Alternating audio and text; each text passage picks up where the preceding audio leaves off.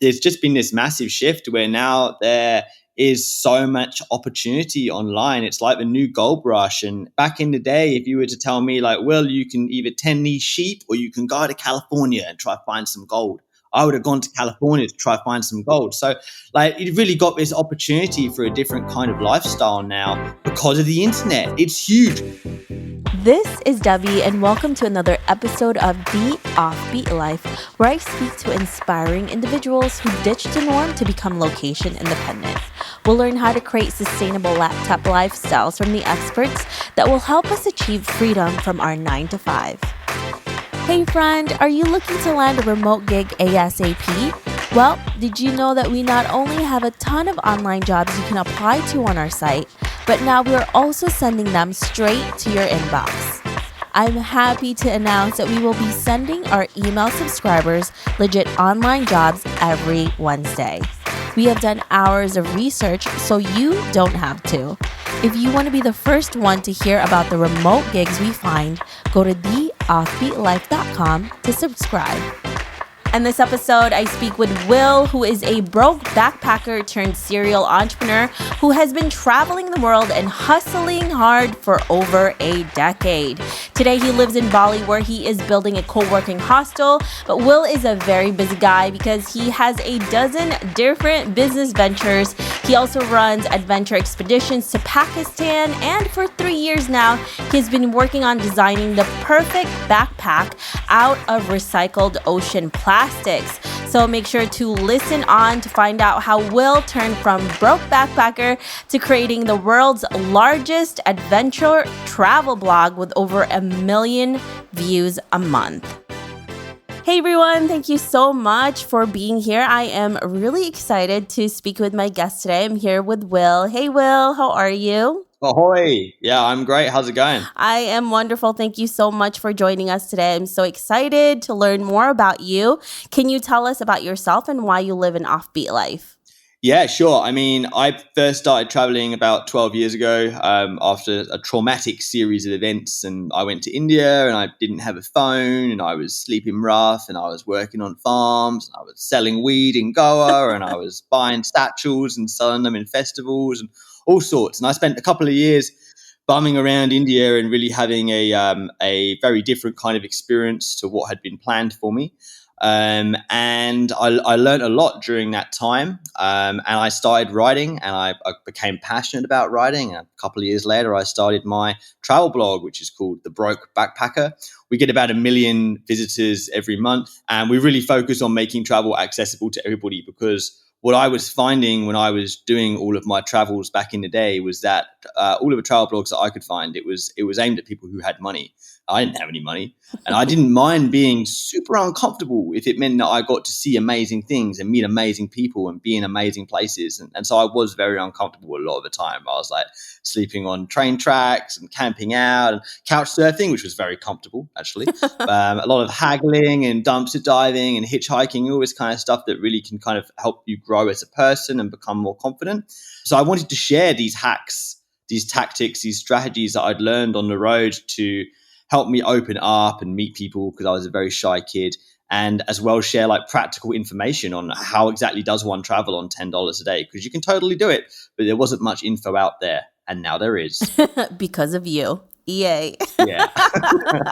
Well, that is a lot of journey that you went through to get to this point. And you have a massive audience on your blog every single month. And you mentioned 1 million visits a month.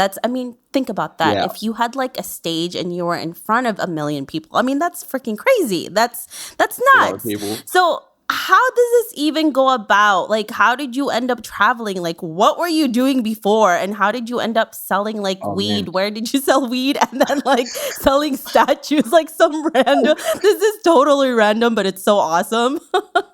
No, you see, it's actually highly relevant, because when you're on the road, you end up inventing a lot of different ways to make ends meet. And I was happy to do lots of different things, and I've done all kinds of random little jobs. Like I milked goats to make goat yogurt for a while. I've done lots and lots of random things. Some of them very wholesome and good. Some of them a little bit more questionable. like selling weed and other things in Goa.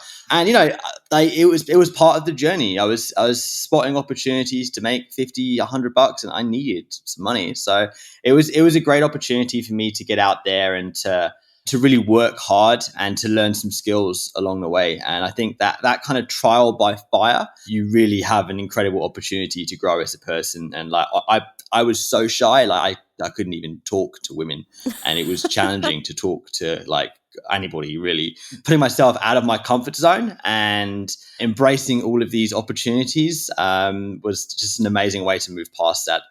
So what allowed you to push yourself to do that, right? Because it seems like from your story, you were a real introvert, like you're very shy. Yeah. And then to go out into the world, because I know what this is like, I'm not an introvert. I love talking to people, but even as an extrovert, I think I've become an introvert now with the pandemic happening.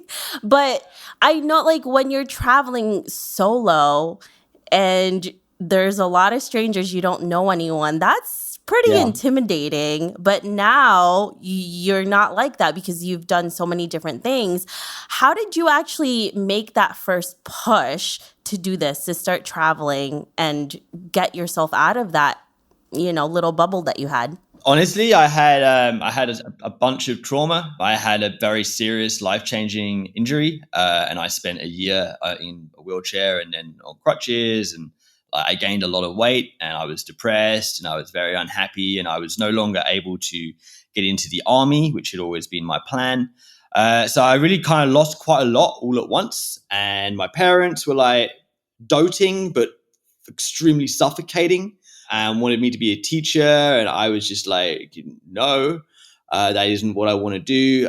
So I just left. I went to the airport and I booked a one-way flight to India, and that was where I ended up. And I had a game in India which was relevant, which was I had to speak to one more person than I had spoken to the day before. And I got these up to like 56 people before I was like spending my whole day approaching people. And I was like, okay, this is probably enough people. And that was a really powerful way for me to move past my insecurities and my shyness and to get to know people. And you know what? Every now and again, you will approach somebody and maybe they're having a bad day and maybe they'll put out some bad vibes. It happens. If you play that numbers game, you'll realize that more often than not, people are stoked to connect and to share stories and to share a cup of chai and to have a talk and to just connect on that deeper level. And it's something that I think maybe was a little bit easier in the past because I didn't have a phone.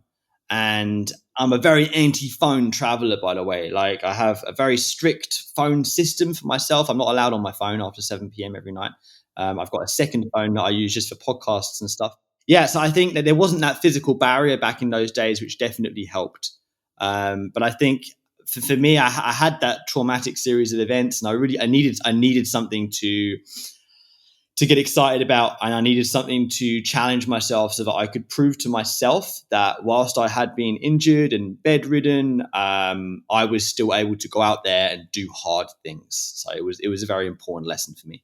I mean, that's pretty incredible that you were able to do that for yourself. But I guess just thinking about being a teacher and being in the clasp of like, your parents, and yes, our parents love us, but then you also realize like, is this what my life is going to be? It's pretty depressing, isn't it? And it's so funny because that actually happened to me too, Will. Like I'm Filipino. Most Filipinos are like nurses. They wanted me to be a nurse.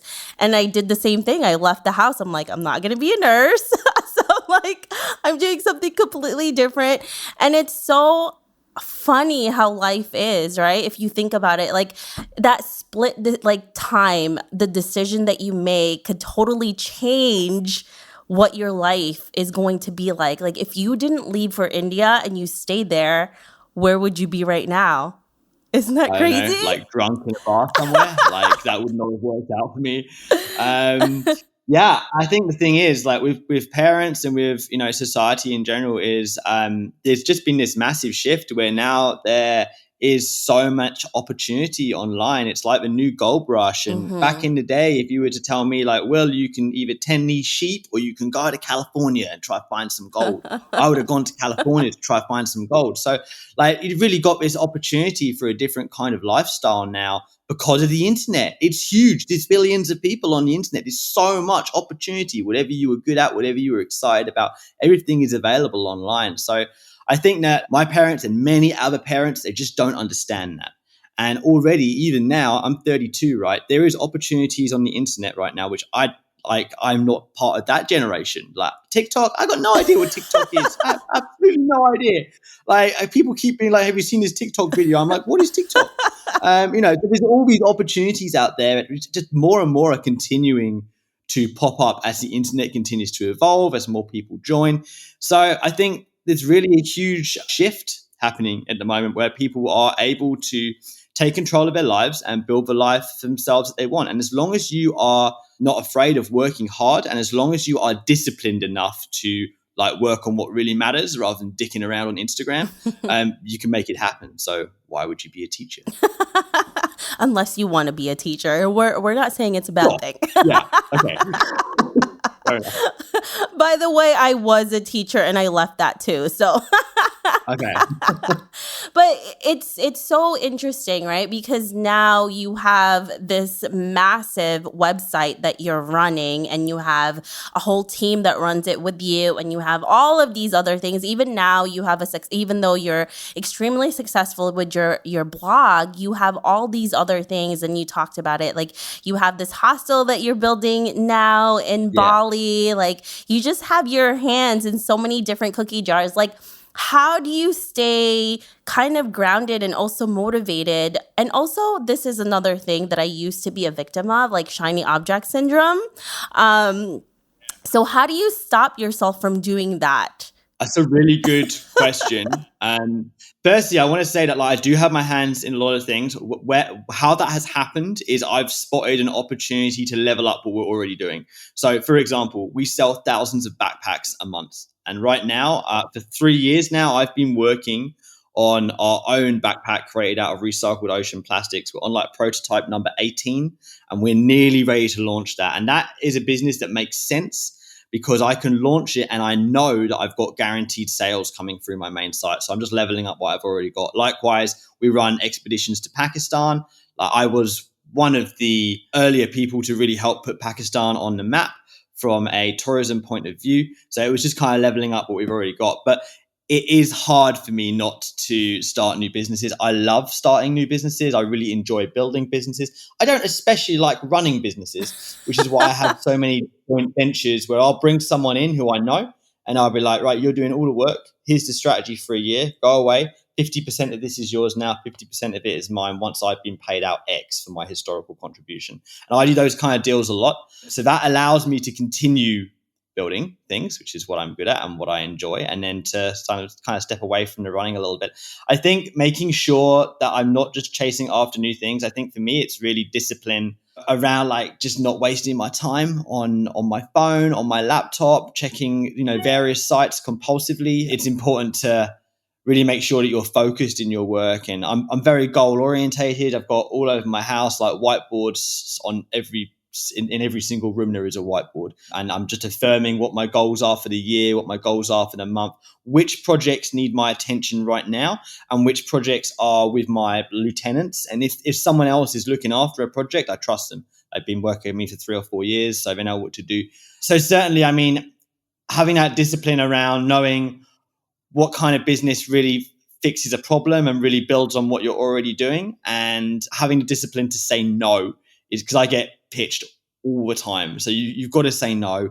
Otherwise, you're forever doing things where you're putting in the value and you're not really getting any value out. So yeah, those would be my tips for that. Love that. And it's shiny object syndrome can happen at any time, right? As a beginner, someone in the middle, someone who's been doing this for a while, someone like you, Will.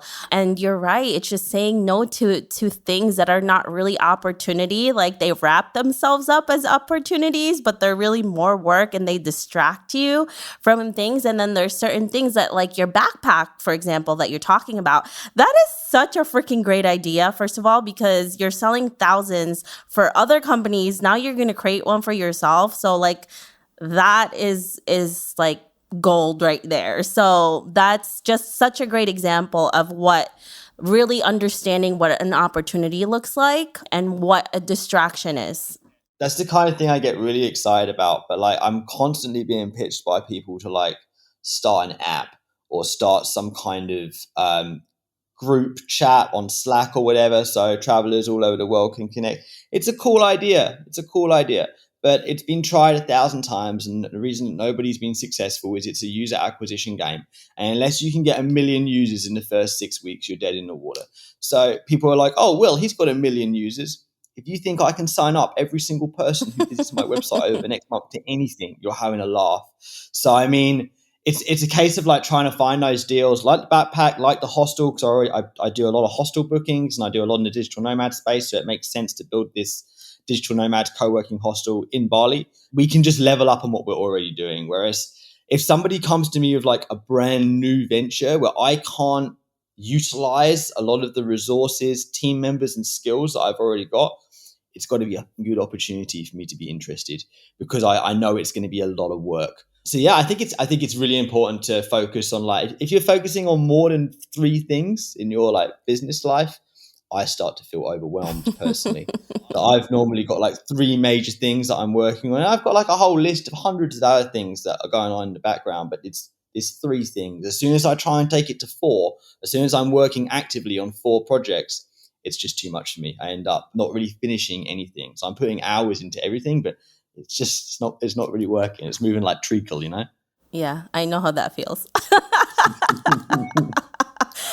And you know, when you were like, yeah, you got to say no to things, when I started saying no to things, that's when things actually started moving, because I'm like, Absolutely.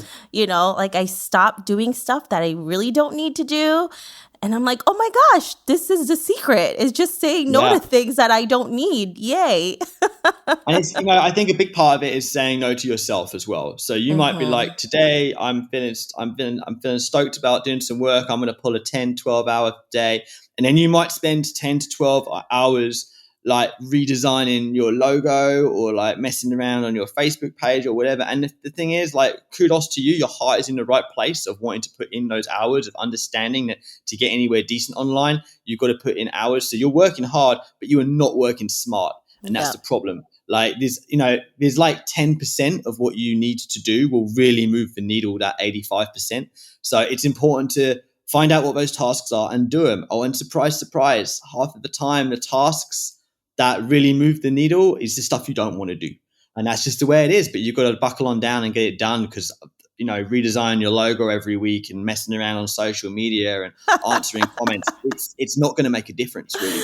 You're talking to me right now, because that's exactly what I was doing in the beginning. And I'm like, the hell am I doing? And then I realized, I'm like, I'm not doing business. That's why I'm just twiddling my thumbs and redesigning BS that doesn't even need to get done. Like, you could hire somebody to do this and not waste your time on this. So that hit on the me topic right of there. like hiring people, I think on the topic of hiring people, like, it's important to know what you're good at and what only you can do.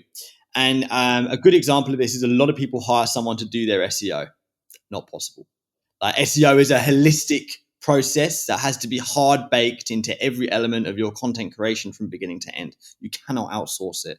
You can only outsource building links, and you probably shouldn't do that, because the chances are that you're going to get a bunch of terrible links that could tank your site. So it's important to, like, whereas like logo design, that's something I would outsource. Like, why am I going to spend my time spending 10 hours familiarizing myself with a piece of design software when I can pay someone $50 or $100 and get something back, and it takes like 15 minutes from me to give them the brief? So I think it's really important to just know what should be done by you and to know what your strengths are and to utilize those strengths, rather than like trying to learn some new skills where you're not going to get enough mileage out of learning that new skill to make it worthwhile. And I outsource a lot. I know what I'm good at, and I'm almost a little bit resistant to learn like new things at this point, because I'm like, I like that came out wrong. That's not what I meant. But I meant like new business skills. Like if it's a choice between learning how to code, for example, or hiring a shit hot coder, I'm going to hire a shit hot coder, you know?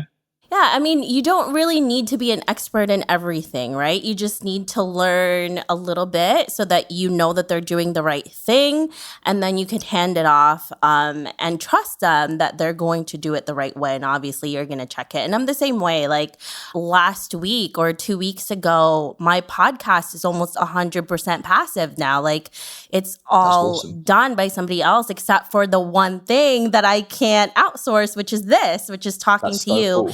And it's my favorite part. And, a lot of my business is like that too. So I love it. I'm like, Will is like my go-to now because he's pretty much like where I want to be someday. So I'm like, this is this space. It's like awesome. So let's talk about your blog, because this is what you have a lot of bread and butter, but for the most part, this is what you're known for, your blog. Yeah. How did you get from, not knowing what you were doing to now 1 million visits a month? What do you think was the one thing, or maybe the 3 things that really helped you get to this point? Yeah, I mean, there is a few different moving parts to it. I think creating quality content, because a lot of travel content out there, it's very inspirational, but it's not particularly practical. It doesn't really give you any information. It kind of skirts around the uncomfortable parts of travel. That is what we focus on.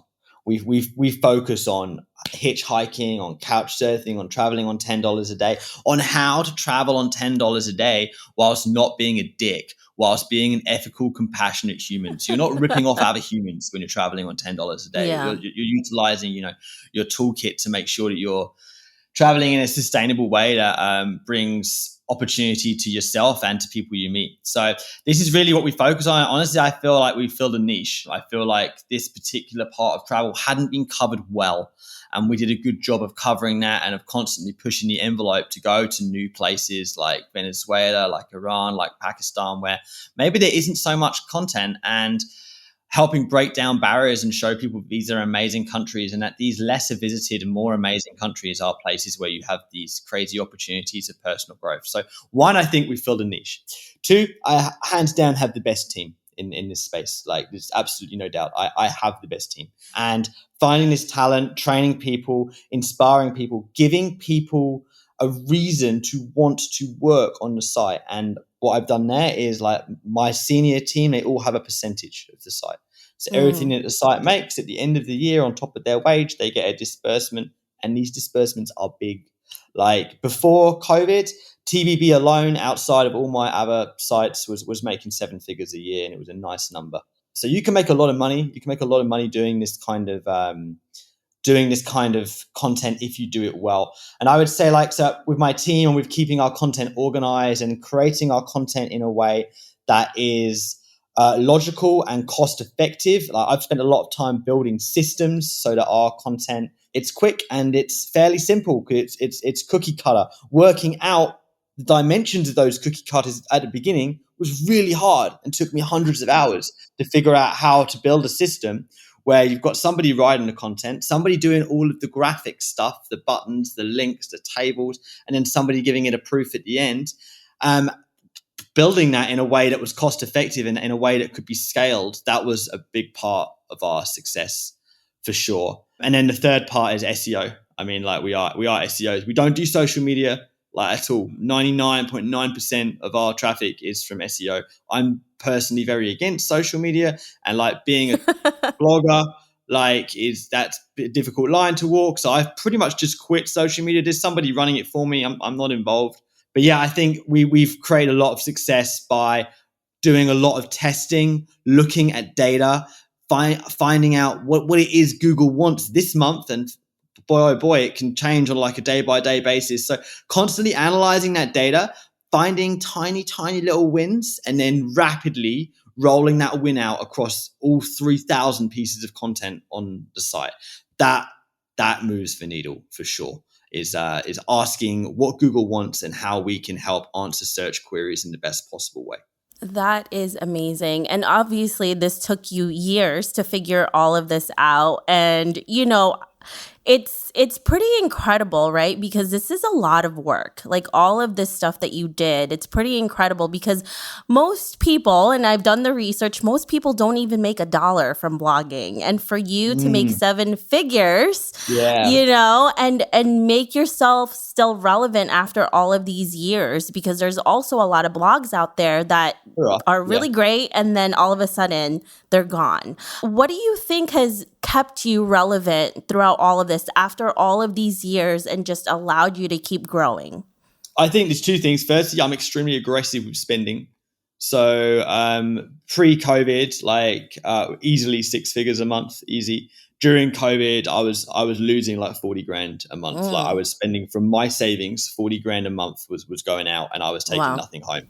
And that was to pay my staff and to continue to invest in revamping the site, making it super fast, making it as SEO friendly as possible. So we're very aggressive with our spending, and that pays off. And what that means is that I meet someone in a hostel, or somebody reaches out to me, and if they fit our ethos and what I'm going for, and they're someone who's got real experience with real hard, far out there travel and all the personal development that comes along with that, I hire them. And that means that I'm 32. Like I like nice things. I have a nice life. I'm not the broke backpacker anymore, but we have broke backpackers on the site writing and creating the content. And that means that the site stays relevant. I am able to stay genuine. I do not like people introducing me as the broke backpacker because it's not really relevant or accurate anymore. You're like, I'm bougie now. I mean, a little bit. Look, I'm the OG broke backpacker. I did my time and I enjoyed it. And I just recently came back from a month in Pakistan where I was camping and hiking and seeing all my friends and doing all my stuff. I still love getting out there and being rough and real and ready. But to really create the kind of site that I want, which has in-depth how-to guides and also enough of a kick someone in the ass to get them moving, to get them inspired, to get them feeling confident. That needs to come from the next generation of broke backpackers. And I've hired some of the best people I can find to make sure that we continue to provide that, continue to stay relevant. Because like you say, a lot of blogs just drop off. And a lot of blogs, I won't name any, a lot of blogs, like the owner finds some success and they try to outsource all of it so that they're no longer really doing any work. And then the whole thing kind of like fizzles and crackles away because the people who they're hiring, there's loads of unemployed travel writers. You can hire people cheap, right? So the people they're hiring, they're paying them some money, but they're not incentivizing them properly. And I've incentivized my team properly. Like I've got people working for me who are taking home 50, 60 grand a year, and they're working whilst they travel. I've created jobs that are the kind of job that I wish I had found when I was a younger man. And that means that, honestly, I've got the best team. They're great people, and they enable me to like keep pumping out fantastic, informational, inspiring content. And I think that's something that I really want to emphasize here is that you're paying people to do really good work because it's very hard to find people who can do very good work. So, I mean, I know this for a fact. It's kind of like just finding, diamond, it's pretty incredible. And when you find them, you gotta know how to incentivize them, like you're talking about, Will, and keeping them, right? Yeah, that's exactly it. It's actually like you will find diamonds in the rough who are excited to come work for you and who are excited to be a part of what you're doing. But at some point, the other shoe will drop. And if you're paying this person $14 an hour and that's it, and they're building your empire and you're taking home, good money, at some point it doesn't necessarily mean they're going to quit, but they're going to stop working so hard. There's going to be some resentment that builds up. It's much better to build a kind of team atmosphere And to have these disbursements at the end of the year that people get excited about, it means that when someone's working, they don't feel that they're just working for an hourly wage and working to put money in the boss man's pocket. No, they're getting their hourly wage, but they know that what they're doing is going to directly translate into a tasty disbursement at the end of the year. And until I started doing that, I had a big churn on staff, and it was a problem. I would find someone, I would mentor them, they'd be great for a year, and then they'd fuck off and do like a blog that was as identical to mine as possible, which happened several times. Wow. So like finding people who have a bit more of a moral compass and who I'm able to keep on that moral compass by making them a part of the journey and a part of the reward, that was a game changer for sure. Yeah. And that the one thing that you were talking about too is you put out a lot of time and energy to teach people all of these skills. So imagine like if you didn't incentivize them, like the churn, like you're talking about, that's a lot of work for you to keep doing it over and over again. It really can be. It really can be. I haven't had to do that now for about 3 years because the team that I've had for the last 3 years, whilst I've added to it, I haven't lost any major players. So we've got an amazing team. It's a bunch of us. We're having our team retreat later on in the year. This is the thing with running remote teams. I really think if you can afford it, it makes sense to get everybody in a room together for a week once a year, because I've noticed that for like 6 months after that, it's like you've just put rocket fuel in everybody's drink. Everybody's excited, they're bantering, they're more like having fun with their communications around their workloads, and it's a well worth it investment for sure. That is amazing. So I know you travel, well, not right now, obviously. I don't know, but you travel. It's pretty hard. It's harder than it was before, but you're still a traveler. I mean, you're like the OG of the backpacker world. I am. So when you are traveling around, is there a specific travel insurance that you like to use? Yeah. So there is actually, and that is World Nomads. I've been using them for I don't know 12 years, and I've claimed on them 3 times, and every time they've been great. There was one incident that really springs to mind where I had dengue, and I was in Thailand, and I ended up in a very, very dodgy little clinic on one of these tiny islands that didn't have a hospital, and it was a dodgy clinic, and they took my passport and wouldn't give it back to me until the exorbitant bill had been paid. And I called World Nomads, and they were like, they can't do that. That's illegal. And I was like, yep, I know, but they have done that, and I'm seriously fucking sick. You need to sort it out. And they paid it immediately. Even though it was like against their policy, they paid it to sort out my situation. So I've only had good experiences with them, and it's a genuine recommendation. That is amazing. And especially with everything that's happening in the world, like, with the pandemic and everything, that's kind of crazy. Like things that you didn't even know that you would need and things that you didn't know that could happen to you. So I'm so glad that your insurance company did that, like World Nomad did that. That is really good. And I also love the fact that a lot of, the companies that you're going to be kind of going to, go through and see is not as comprehensive as that, right? They're not going to be able to do that. And you mentioned that they weren't even supposed to do that. So that's awesome. The woman on the end of the phone definitely was not supposed to be doing that, but she did to help me out, and I hugely appreciated that. Also, on a serious note, World Nomads, unlike a lot of the other insurance providers, they actually create a lot of pretty good content online. Like a lot of the content that they've created is pretty decent. I helped them create some of their Pakistan content, and it's pretty good. Insurance companies get a bad rap, right? No one likes spending money on insurance. It's not exactly very exciting. But it's something you've got to have. You've got to have it for sure. Like there's been a couple of occasions where I've racked up big medical bills whilst traveling. So not having it is just not an option. You've got to have it for sure. Yeah, and especially right now, I think more and more people are trying to get international insurance, especially when they're traveling because of everything that's happening right now, whether you're going to get stuck there, you don't know the different requirements that they're going to have when it comes to the health insurance. One of the companies that I really love, and I have been talking about this every single time, is Integra Global, because they do have really good comprehensive plans that we're talking about.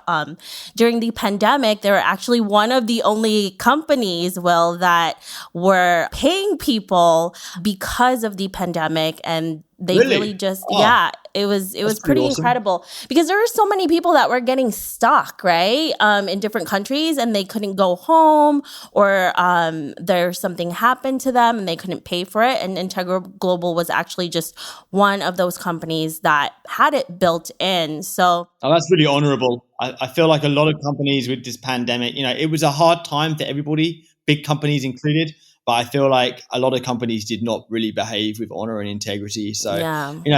as a consumer, which unfortunately we all are, this kind of gives us that opportunity to choose who we want to give our money to, and to try and give Yeah. it to companies that are going to act honorably. Exactly. And that's one of the things, right? It's when you really see the true colors of certain companies, which, it's bad at that time, but then you know who you want to be with. So, and they Absolutely. don't, one of the things about Integra Global that I really love is they don't ask their members to build a plan because Mhm. we don't know what we're going to need, especially when we're traveling. So that's why their insurance really covers it all and everything is built in. So if you all want to know more about it, you can go to integraglobal.com and you can see how they can give you the coverage that you'll need and maybe some that you never knew you would. Like you're talking about, like, how did you know you're going to have dengue, or like the pandemic is going to happen, which is pretty crazy. But love it. Thank you so much for that recommendation, Will. So question for you. Let's say 50 years from now, right? And you're looking back at your life. What legacy would you like to leave? And what do you want to be remembered for? I don't know, like climate eco-terrorist blowing up some oil rigs or something would be pretty cool. I don't know. What do I want to be remembered for? I mean, 50 years is a long time in the future. I'm very excited to have a family. That's something that I'm looking forward to doing. I think that for me, like building businesses that are eco-focused, that give back, that provide jobs for great people in often countries where there isn't maybe so much opportunity, like Pakistan and Iran. We do some work there. I think, I love building businesses. I'm a passionate entrepreneur. I'm addicted to personal growth. I record everything. I journal in like 4 different journals. So I think for me, I'm on this journey at the moment, and I'm not quite sure exactly where it's going to end. But I know that I'm no longer motivated by money. I am instead motivated by building businesses that can give back and make a difference. So that is really what I want to focus on. I want to focus. It would be great to be remembered as somebody who could help show that entrepreneurship can be an incredible force for good. And that is something that I'm really passionate about, that message. And there's many great entrepreneurs doing great things out there. I'm like a little baby in this pond, there's lots of people doing amazing shit. So if I can reach for where they are currently and try to inspire people to become entrepreneurs, but also to do entrepreneurship projects in areas like that matter, like protecting the planet, like trying to move towards clean energy, like trying to reduce our carbon footprint. These are all things I'm passionate about, and that's what I want to move on to focusing on in the next 10 years. I love that your business allows you to do all of these things now, right? That you're really Yeah. passionate about. And, like you mentioned, it's not about the money anymore because you've made the money that you could make. And it's like after a certain amount, it's all just the same, right? Yeah, I mean, I don't need a private jet. I want to be able to fly business class wherever I go, but I don't need a private jet. I Yeah. don't need a yacht. Like it's a waste of money. If you've got $3 or $4 million in the bank, you're set. And the difference in lifestyle between $3 and $4 million and like $30 to $40 million, it's not as big as you'd think, and it's probably not worth chasing. So for me, there's things I want to do. There's people I want to help out, and I'm not quite where I will finish yet, but I will get there in the next couple of years. And after that, there's books I want to write, there's screenplays I want to finish. I've been working on some poems. There's all kinds of random little things that I'm doing, and I want to swing back onto those rather than chasing money. I want to focus on new projects where if it can wash its face, if it's not losing money, and if it's doing some good, or if it's some in an area that I'm interested in, that's fine. That's the kind of thing I want to focus on for sure.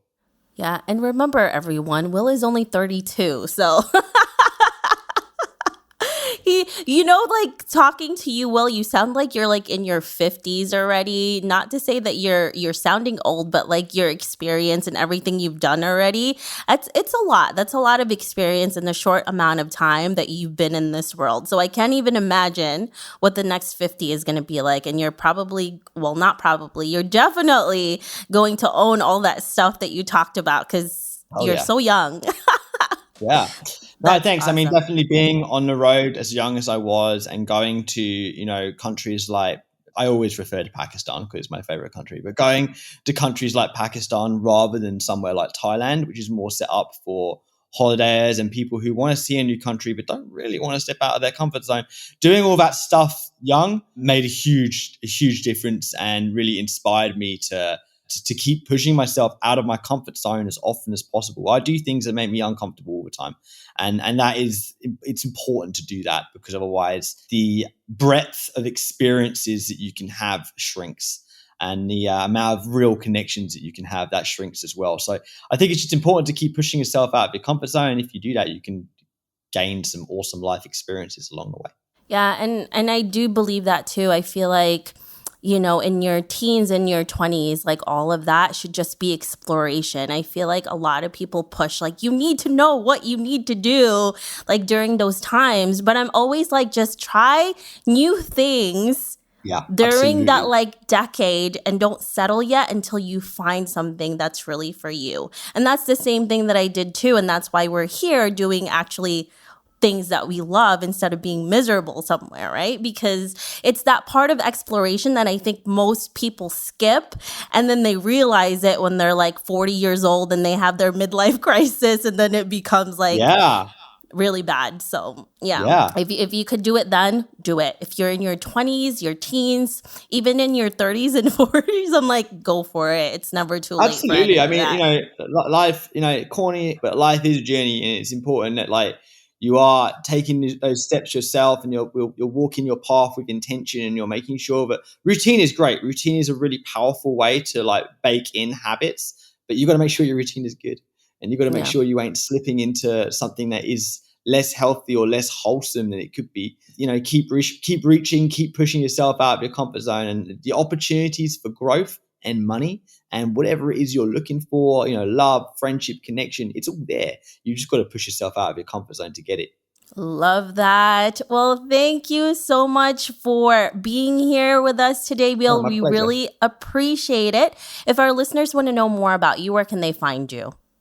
On the Broke Backpacker, just type in the Broke Backpacker, you'll find me. I'm on Instagram, although it's currently like deleted from my phone. So if you message me on there, it's going to be a slow response. Yeah, come find me on the blog. I'm there. I'm also on ditchyourdesk.com, which is somewhere where I occasionally blog, like maybe once every couple of months. I'll put a post up there about like lessons I've learned through entrepreneurship over the last 6 months, or books I'm currently reading, or like mind-setting practices. Just whatever I'm passionate about in the moment, I regurgitate it all there. So there's some interesting bits and pieces on there. Love it. We're definitely going to go check that out. And we really appreciate you sharing all of your knowledge with us today, Will. Thank you so much for being here again. Yeah, my pleasure. Thank you. I hope you enjoyed this interview with Will. Make sure to visit theoffbeatlife.com. Again, that's theoffbeatlife.com to get the extended interview where he shares how to build your online team and mass produce content. Hey friend, have you been wanting to start a podcast? I know it can be overwhelming in the beginning. Believe me, I have been there. Lucky for you, we have created a new site called howtocreateapodcast.com that shares a ton of freebies that can help you get started. From launching, growing to monetizing, we share it all in one place. Visit howtocreateapodcast.com for more information. Hey listeners, thank you for listening to this episode, and I'm so thankful for your support. I would love to hear your thoughts on this episode and get suggestions on guests, topics we can discuss, and so much more. Feel free to reach out at hello@theoffbeatlife.com and let me know what you'd like to hear. If you like the show, don't forget to give us some love and review on iTunes. Thank you again for being a part of this journey, and I can't wait to hear how your location independent story will unfold.